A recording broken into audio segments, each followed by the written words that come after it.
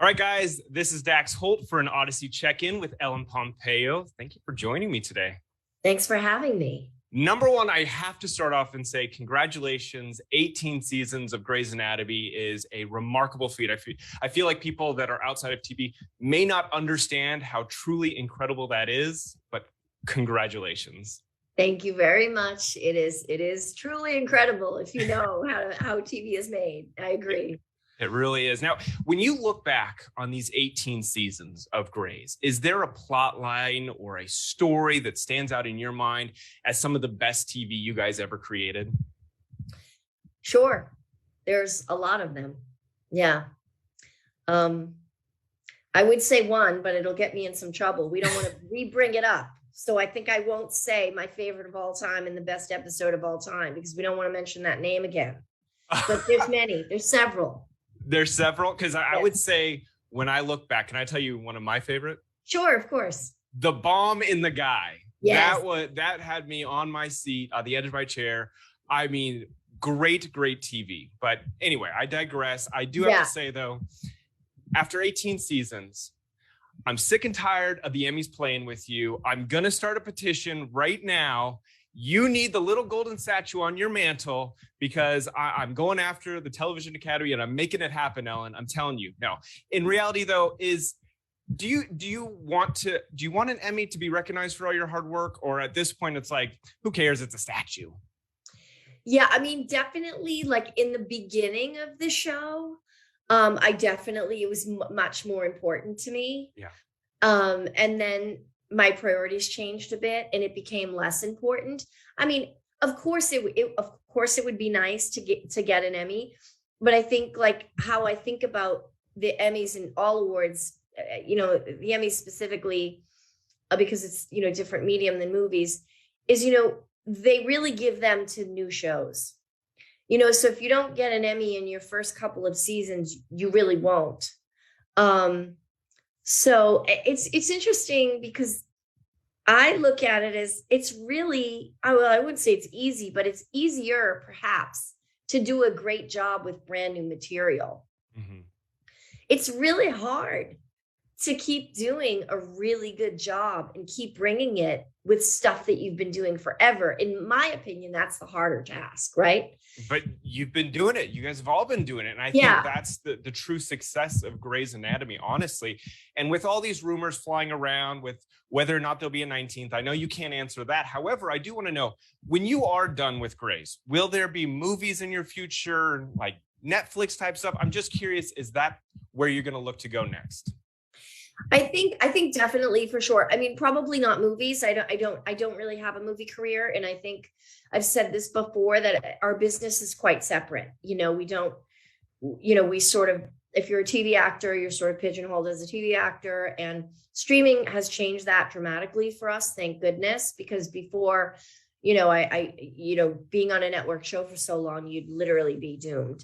And that definitely is not the case anymore. So I probably wouldn't do movies per se, but I probably definitely will do some streaming television, most likely. And I have a couple of sort of entrepreneurial endeavors that I have that I'll be rolling out in the future, the podcast being one. So I'm just kind of trying to, play in some different areas and do a few new things, but I'm sure I'll act again. Yes. And I am developing something right now. So we'll see if that's meant to see the light of day. But I'm trying to do a few different things to keep it, mix it up a bit. I like the little teasers. It's great. So, you just did mention your podcast. The podcast is Tell Me. You just debuted it. Congratulations on that.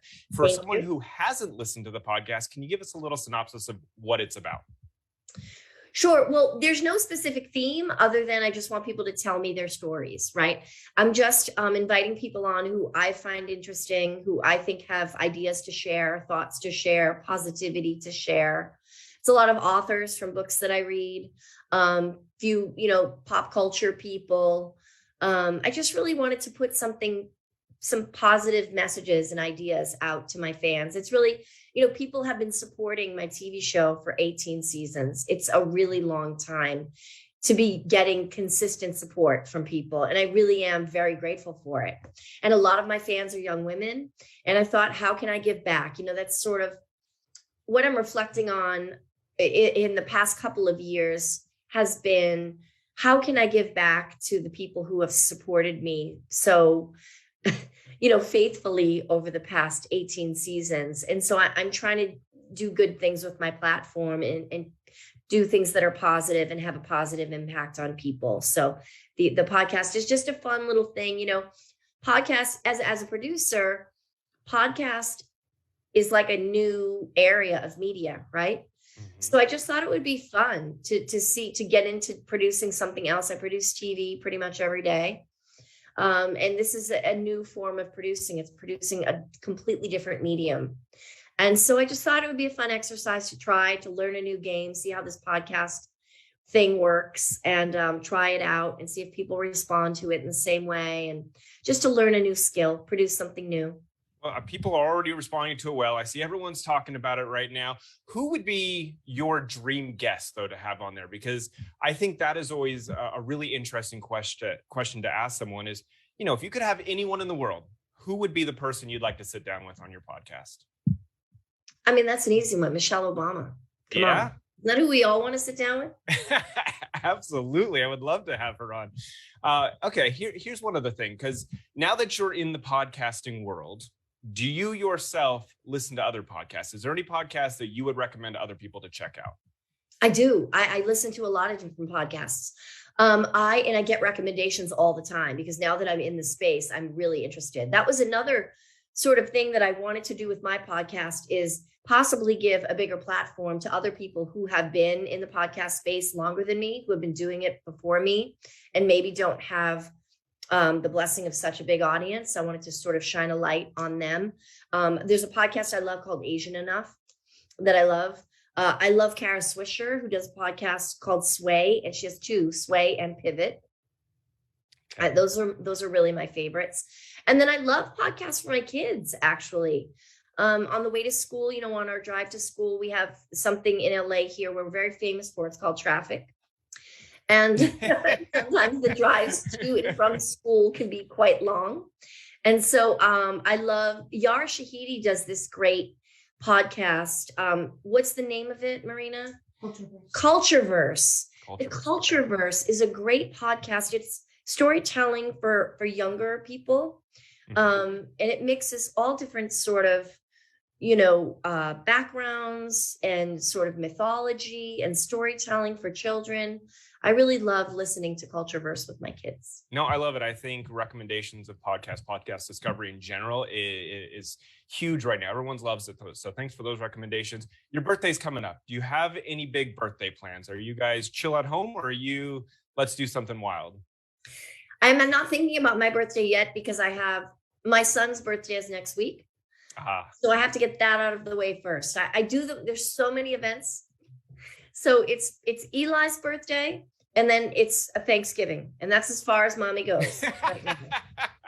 I hear you. You know, one thing, every time I see your face, I know it's going to sound silly, it's Grey's Anatomy, but also Taylor Swift's music video. And I don't know why, it's that scene. It's like iconic, you walking in.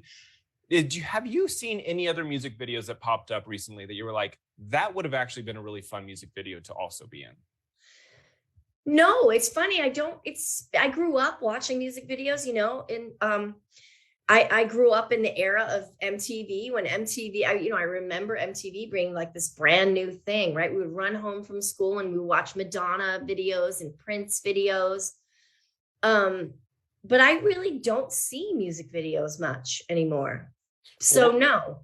What kind of music do you listen to? Hip hop and R&B primarily. Okay. All right. You got a favorite song on the radio right now? No, but I'm super excited for Adele's album to drop next week. Super excited. It's going to be good. And with Halloween coming up, are you guys the family that dresses alike, or are you guys not into that? No, we do. We always have a theme. The kids are getting a bit older now, so they're more independent, which is great. But we still haven't figured out this year, but we usually do a theme, whether it's all superheroes or whatever it is.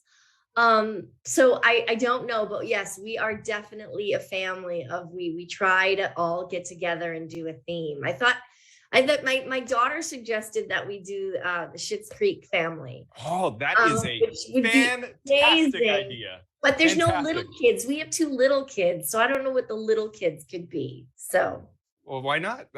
Just the younger ones. Was it David and Alexis? yeah. They The definitely little miniature could version. be That's David and great. Alexis. Yeah, it's true.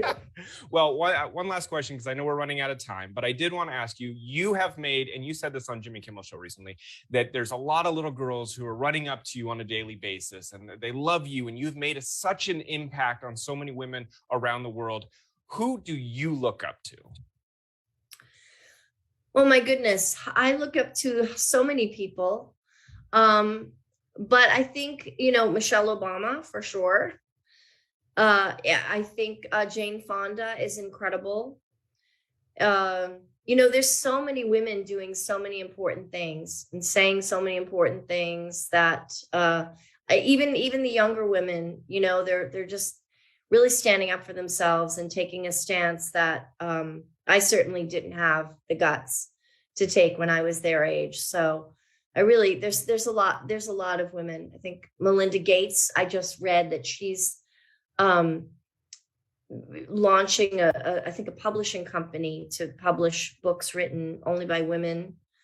There's so many people, and and I'm proud of the guys who are doing important things as well. And right now, I think I admire all our healthcare workers. Absolutely. Because I'm not going to call them heroes, but they're really working through some very challenging times. And they, I think, have the hardest obstacle right now. Their job is the hardest. So I admire anyone in the healthcare space right now. No, I completely agree. I do, it made me think right when you were answering that question. Is there any advice that you would have given to yourself at a younger age? Like looking back now at your career and at everything that you've done 20 years ago, is there some advice that you would give yourself?